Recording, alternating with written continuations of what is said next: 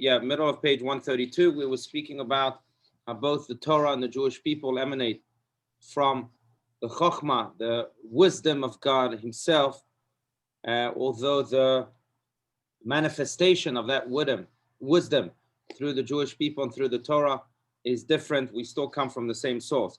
That was the big idea here on page 132. Before we even begin and continue, I do want to point out that today is the 20th of Kislev. Yesterday was the 19th of Kislev, and it's considered to be a special holiday in the Jewish calendar. Why? Because on the 19th of Kislev, after 53 days of imprisonment, Rabbi Shneur Zalman of Liadi, the author of our book, was released from jail after he was sentenced to death. We spoke about this briefly last week. And when he was in jail, he testified that the Baal Shem Tov, the founder of the Hasidic movement, and his own teacher was the student of the Baal Shem Tov, the Maggid of Mezrich, came to visit him, even though they had passed by then. They came to visit him, and they told him what was happening in heaven. And that, of course, everything that happens down here is a reflection of what happens up there. So what happened down here, that he was imprisoned and sentenced to death, was a reflection of heavenly decree that was against him, that he was teaching these very teachings that we are studying, and the teachings of Chassidut. And they didn't like it up there. And there was a lot of what's called kitrug, a lot of how would you call it, of people, of forces trying to oppose it. And the good forces, of course, wanted him to continue. And there was a whole commotion in heaven. And eventually the good forces won. And the Baal Shem Tov, the Maggid of Mezrich, came down to Rabbi Shneur Zalman Liadi, to his prison cell, to tell him, look, you won. The good forces that represented you won. And they want you in heaven now to not only continue to teach, but to spread these teachings as strongly as possible, as far as possible. And he came out of jail really miraculously. No one came out of communist jails, especially after having a death sentence. And he shared with the world that this is the heavenly decree now that was set in his favor, and that we have to continue to learn and teach and spread these teachings of Chassidut to the entire world. Now, what's interesting is that, many think, and maybe that's why, or part of the reason why people opposed Rabbi Shneur Zalman of Liadi and in general the Hasidic movement, the Baal Shem Tov at the beginning, that is because they thought they were starting a sect, something new in Judaism. And we ought to reject everything that is new, because our goal is to really hold on to what is old, not what is new. But really, I don't believe that Judaism could have survived or will be able to survive without the Hasidic teachings, without Kabbalah in general, and are intertwined with it also. Why? Because they didn't come to teach anything new. They came to bring life into the teachings of Judaism. People were just following the motions, checking boxes, and doing the mitzvahs in a very ritualistic sense, without any life, without any meaning, without knowing that this is really the nourishment of the soul. And came Rabbi Shneur Zalman of Liadi, came the Baal Shem Tov, and told us, no, there's something in here that we have to satisfy. When we do a mitzvah, we're not just doing an obligation or something that's heavy on us. We're doing something that is intrinsically a part of us, that our soul desires, and without it, life cannot be complete. So what the Hasidic teachings came to do is really infuse life in it. What's interesting is that Hasidim like to say that in the word Chassid, which represents those who follow these Hasidic teachings, there's the word Chai, alive.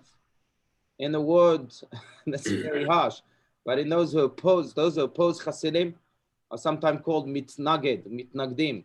In the word mitnaged, there's the word dead, met. And that's because what Judaism wants to do is simply infuse, Hasidism wants to do is simply infuse life into that which is already exists.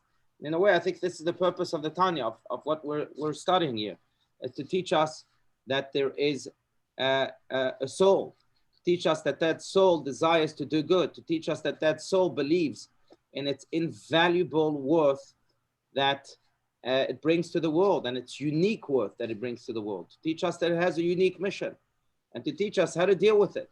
And therefore, when we do the mitzvot, really what we're doing is that we're giving tools for our soul, for our very innermost being, on how tools for it to communicate, tools for it to express itself, and also serve its purpose and illuminate the world, each in our own way. So that's really, it's worth mentioning, because on the 19th of Kislev, again, yesterday, he was released. This was in the year 1798. And on 20th of Kislev, he was kept, he was kept in a home until then. 20th of Kislev is when he finally was given complete freedom. So it's a day in which we connect to Rabbi Shneur Zalman of Liadi even more than we connect to him each and every Sunday as we study the Tanya, because it's a day in which, again, we were given the green light to learn these teachings, to be nourished by these teachings, and then also to spread these teachings and continue his legacy. If I could just make a comment about the Minardim. Yes. In every Jewish argument, there's right on both sides. Why Jewish? In every argument. Yeah. And the old joke is that one guy is judging two sides and he hears both stories and he says the first side is right, and then he hears the second argument and he says the second side is right, and then they tell him, well, how could you say we're both right? Right. But as far as Minardim is concerned, I had this discussion with a Lubavitcher once. He says you're right. The Vilna Gaon was a fierce opponent of the Hasidic movement. And Vilna Gaon was very, very well respected, especially in Lithuania. And his argument was that, and his fear was that the Hasidim were becoming a sect. And that's why he opposed them. And this Lubavitcher told me that it was good that he opposed them, because they would have gone too far had he not opposed them, had there not been a pushback. So I think there's right on both sides. Right. Well, the Vilna Gaon opposed them. It's true. And even today, you see Hasidic sects that are totally controlled, and there's problems in those sects, and you have to admit them. We see them even in Canada, where they fled Canada. They're running to South America and all kinds of nonsense. Right. These are very dangerous sects that appear within Hasidim as well. Right. Now, so let me clarify. There is the masks that people wear as if they want to appear Hasidic, and then there are the teachings of Hasidism. Okay. The teachings of Hasidism are as, I think, essential to the soul as water is to the body. Again, because that's life, and we connect to this here. The people will be people, and because people will be people, some people will, of course, act animalistically and use and abuse Hasidism in order to justify their animalistic behaviors, and we see that in every circle. And unfortunately, you're right. There are some groups that are, or sects, however you want to call them, that are the most, the biggest, the grossest, or the most vulgar representation of Hasidism, or the most crooked representation of Hasidism. But I'm not speaking about the people. I'm speaking about the teachings themselves. What Rabbi Shneur Zalman of Liadi and so many other, especially his successors, taught. And that is as holy as it gets, as saintly as it gets. The Vilna Gaon opposed Hasidism, but I will tell you this, that he had great affinity for Rabbi Shneur Zalman of Liadi. And he also writes about how crucial it is. He writes about it himself, how crucial it is to study Kabbalah. Now, Judaism cannot be understood without Kabbalah. So, yes, Hasidism was this new movement. And it came, by the way, after Shabtai Tzvi, that false messiah that impoverished the Jewish people almost on all levels, spiritually, psychologically, emotionally. And here came the Baal Shem Tov, particularly to infuse this life, to say, hey, don't despair. And people were looking at him with suspicious eyes, again, because it was a new thing after people had lived to Shabtai Tzvi and had lived in this depressive state for quite a long time. Someone is telling us to smile, to be happy. I don't know about that. But look at today. I want to challenge everyone to look at today. Fast forward 250 years, 300 years. And here we are. Hasidism has infiltrated every part of Judaism, I think, because indeed it's so necessary, so vital. Okay, but thank you for that, William. You're right too. You're right also. Okay. All right. Very good.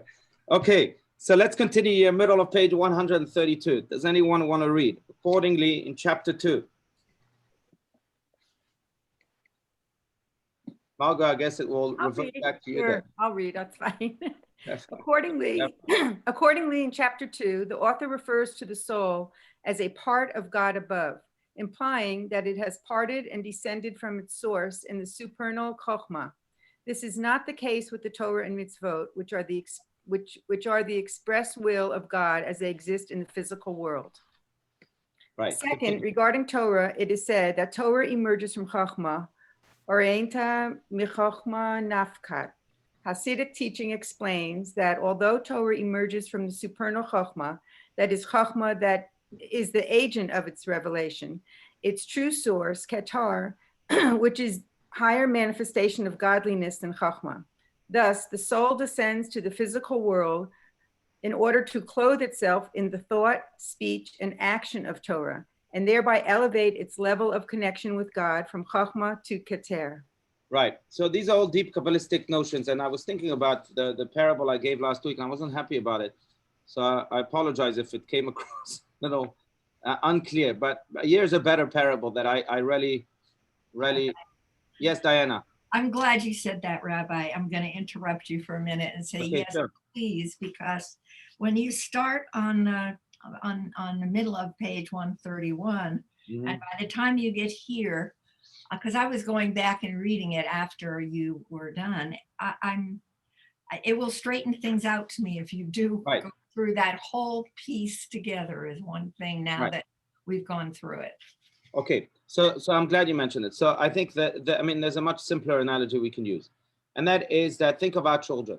Okay, so anyone who's blessed to have children knows that their children came from their minds too, and they're connected to them very, very deeply and essentially with their minds.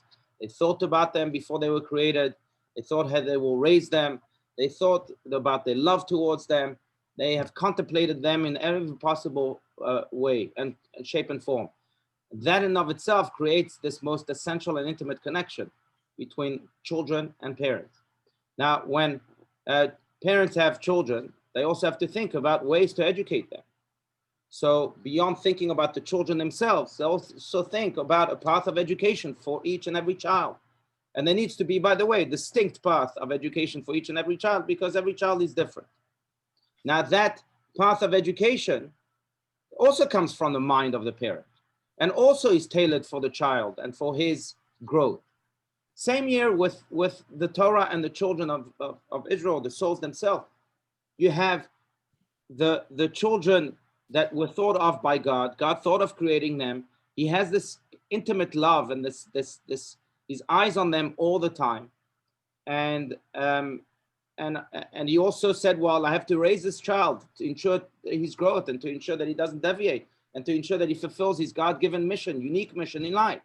What am I going to do? I'm going to think about a pathway of education, and I'll call it the Torah. And the Torah came really from the thought of God, from that same chokhmah, to be able to guide that child in the best of ways.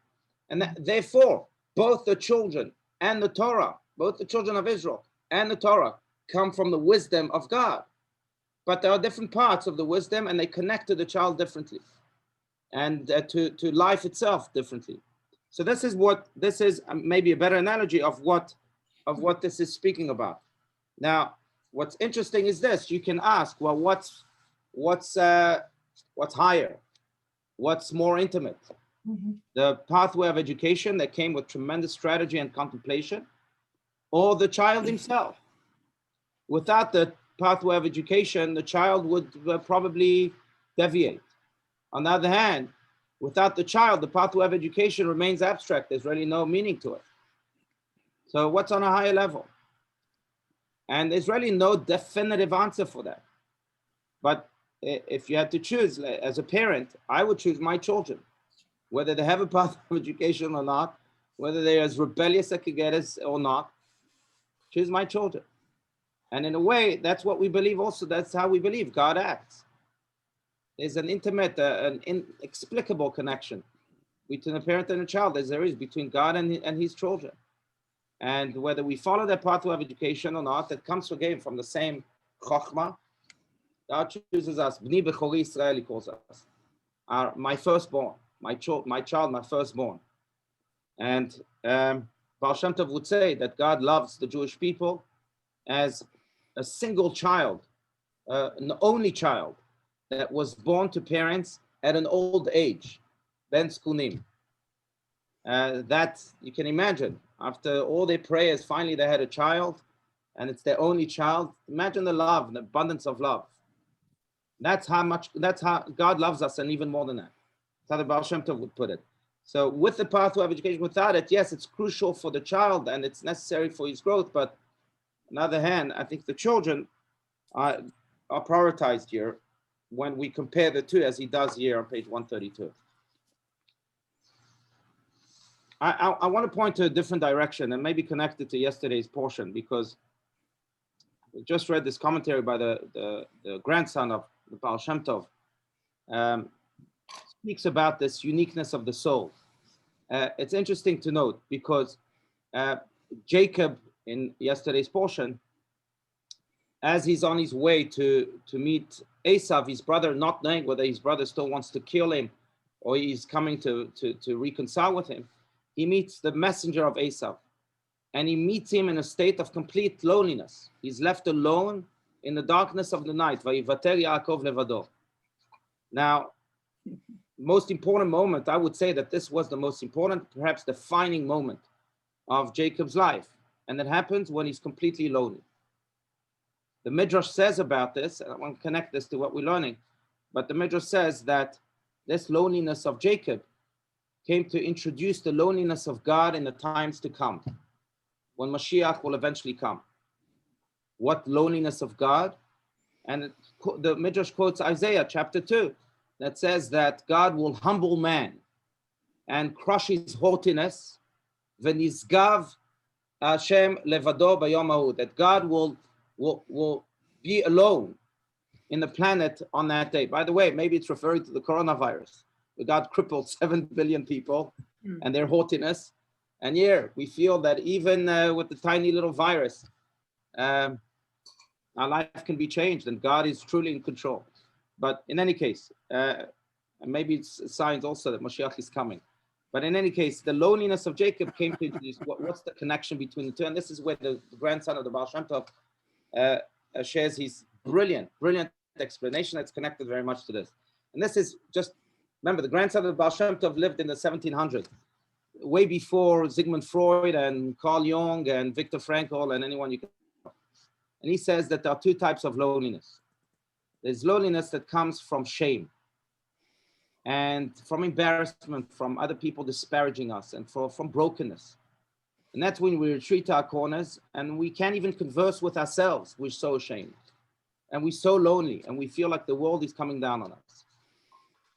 And then there's loneliness that comes from the revelation that we are alone in the world because we have a unique mission that only we can fulfill. We have a role in history that only we can play. And that God is counting on us and the entire world is waiting for us to fulfill our role. Or like the Lubavitcher Rebbe would put it, we're indispensable notes in God's great symphony. Now, Jacob was a twin. It's a brilliant idea. Think about this. Jacob was a twin. So really, he was never alone. Twins, we know, right, Jordan, are intrinsically connected. They feel it all the time. Now, he was a twin with who? With Esau. So for a big part of his life, he thought he was Esau. He wanted to be Esau. When his father called him, called Esau, wanted to bless Esau, Jacob came and took that blessing. He even calls himself Esau. Ani Esau. He tells his father, I am Esau. And he buys the firstborn rights from Esau. It's like a complete, his whole life he spends competing with Esau. At one point in his life, he's left alone. And he retreats to that corner and he says to himself, well, 1 second, who am I? And during that night, he fights not just with the messenger of Esau, he fights with himself. Am I Esau or am I Jacob? Have I embraced my true identity yet or not? And he fights and he fights and he fights and he fights. Then he realizes, no, I'm no Esau. I am unique. Yes, I'm a twin, but I'm still very much unique and I have a unique mission. And to quote the Talmud, Bishvili nivra olam, God created the world for me. That's how we have to think from time to time when we lose our self-esteem. The world indeed was created for me, for my note, for my instrument to be played. And Jacob finally comes to a realization. And when he does, God appears to him and he says, you know what? You have struggled and you have conquered. You have won, you have triumphed. And he changes his name to Israel, which means just that. In other words, you have struggled with your own self. But thank God you've switched from one type of loneliness to another type of loneliness. And from that moment on, Jacob's whole perspective changes. He realizes, okay, I'm not Esau. I'm not Laban. I'm not my surroundings.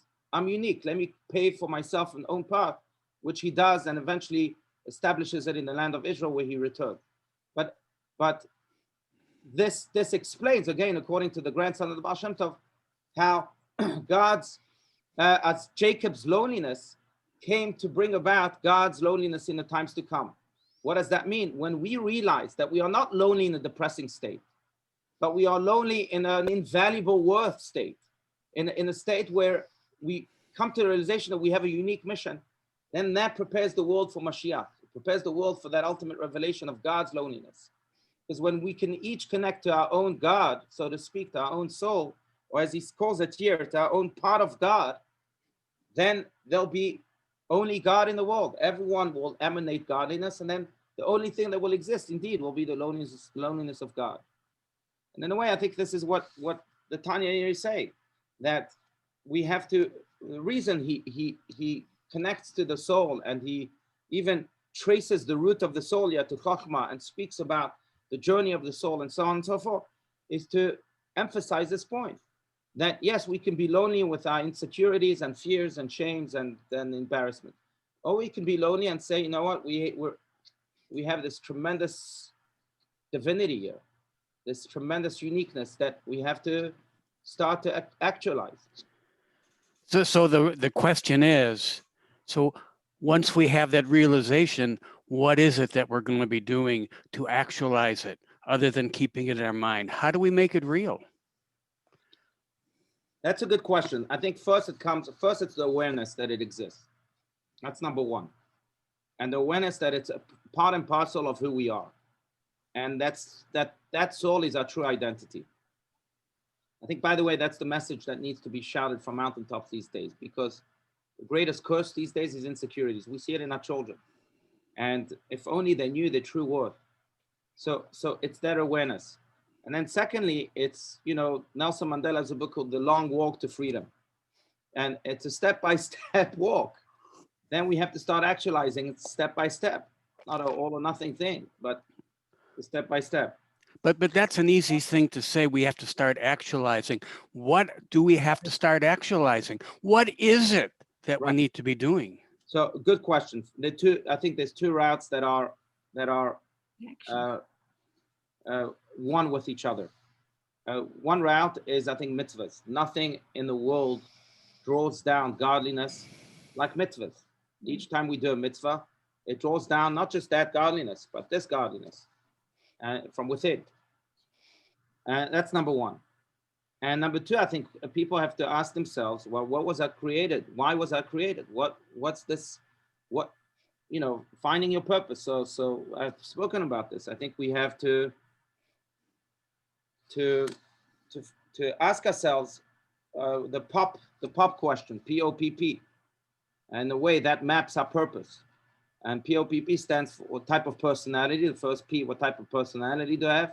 What skills and talents were I given? They certainly are part of our purpose.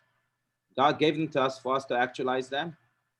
Secondly, is opportunities. What are the opportunities that God presents to us each and every day? Right now, today, if I'm going to go out to the street, or even if I'm at home, I have an opportunity that only I can actualize.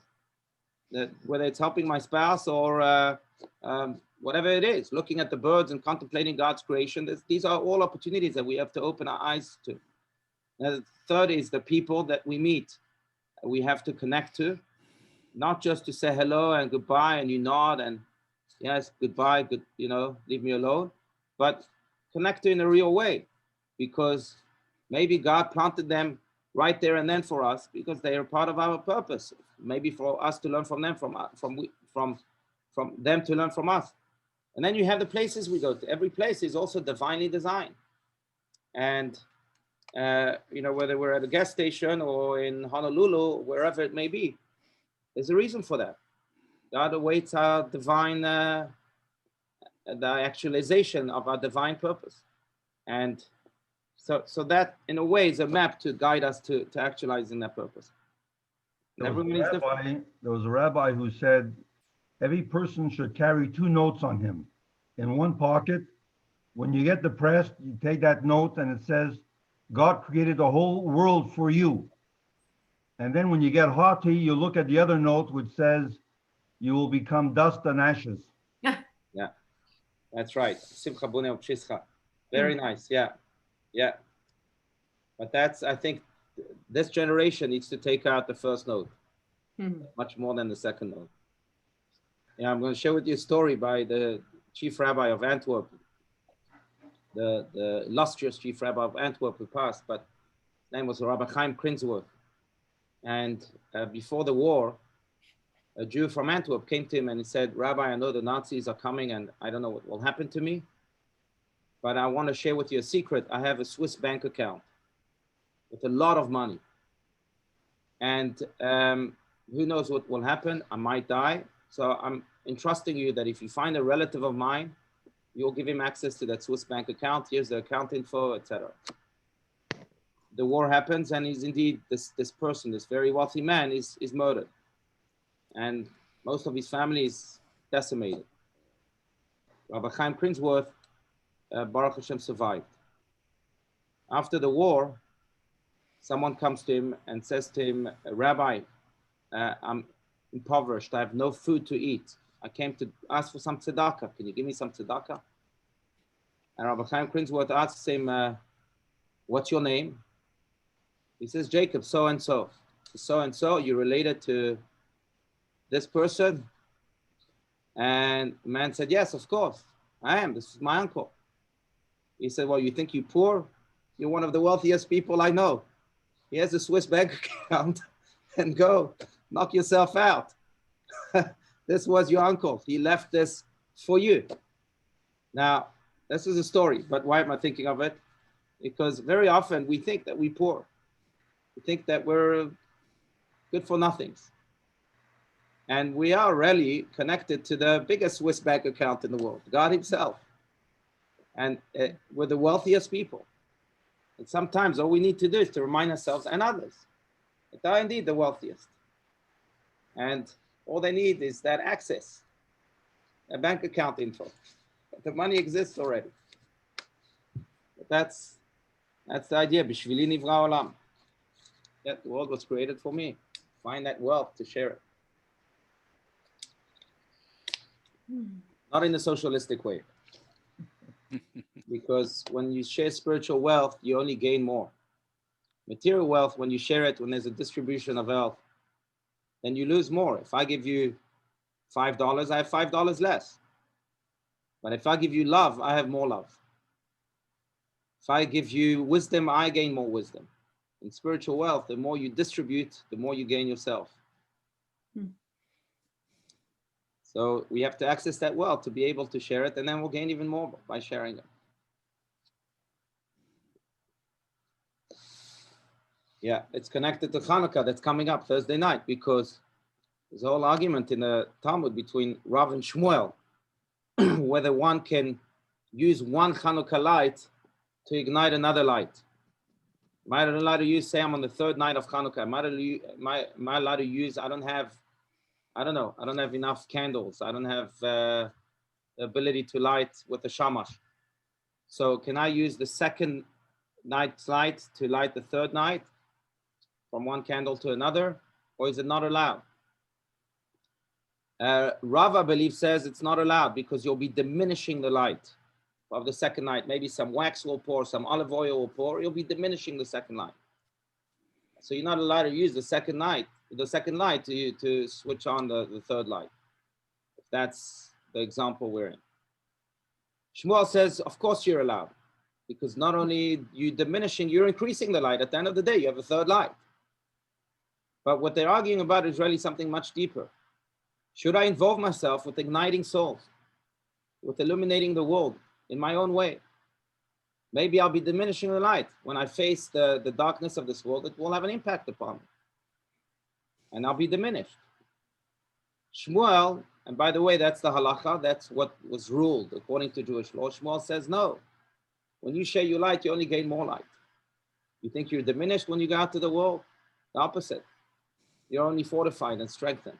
You gain more light, you gain more love, you gain more wisdom, you gain more kindness, you gain all these spiritual blessings. So that's why, that's the Jewish law. So when we access the soul that we're speaking about and recognize its tremendous worth, much more than a Swiss bank account really, then we should share it with the world.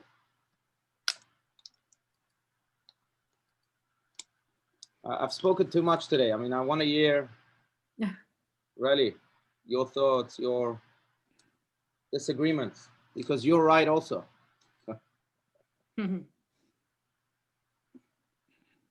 Anyone?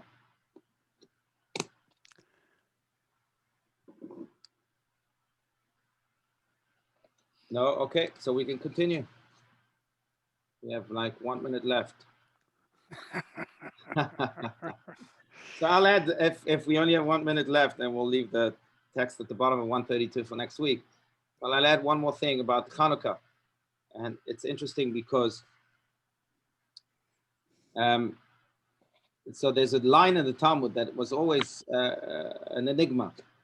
And that line says, that one who wants to become wise should go south. So thank God we're wiser here in Arizona than there in North Dakota, because we're a little more south. But what does this mean?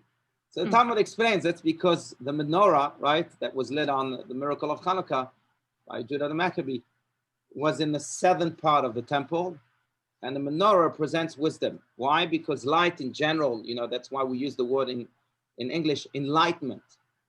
Light really refers to the light of wisdom, or you have this light bulb that's turned on in your mind, something is sparked. Light and wisdom are almost synonymous, and the menorah, the symbol of light, and therefore the symbol of wisdom, was in the southern part of the temple. So it represents that if you're in the southern part of wherever you are, then you become wise. Now, and therefore you should go south. Now, does that mean we should all be living in Argentina or in South Africa? What does this really mean? And there's a beautiful Hasidic take on it, and that is connected to exactly what we said. South means low, lower than where you are. If you really want to become wise, go low. Go low, go to the lowest part of the world and try to illuminate those parts. And when you go low, you'll see that you'll be elevated so much more. So it's not just going physically, geographically to a southern place, it's going spiritually to a southern place, to a low place. And the more, it's really amazing, because those who do retreat and are secluded from the world, it's like Rabbi Steinsaltz would often say, that he's met many people with PhDs and all sorts of titles and professors and Nobel Prize winners even. And essentially they are real fools. That's what he would say. He would compare them to peacocks. Peacocks have beautiful feathers, but if you shave them all, they're ugly chickens. So there's a lot of people like that he met. Because why? Because in a way, I mean, for many reasons, but in a way, they really never went low. They secluded themselves in their books, in their professorial bubble, and there's really no connection. There's no going low, no true wisdom. But when we involve ourselves with the world, especially with the lowest parts of the world, that's when we gain so much more wisdom. Of course, when we involve ourselves as influencers, not as influencees, that's when we gain that wisdom. And in a way, that's the goal of Hanukkah. Hanukkah, we light the menorah towards the public by a window seal that faces the public, or by a door entrance, so when people enter, they see it. Because that's really the goal of Hanukkah, to take our light and share it with the world. And when we do so, and when we go south and when we go low, then we're elevated so much more.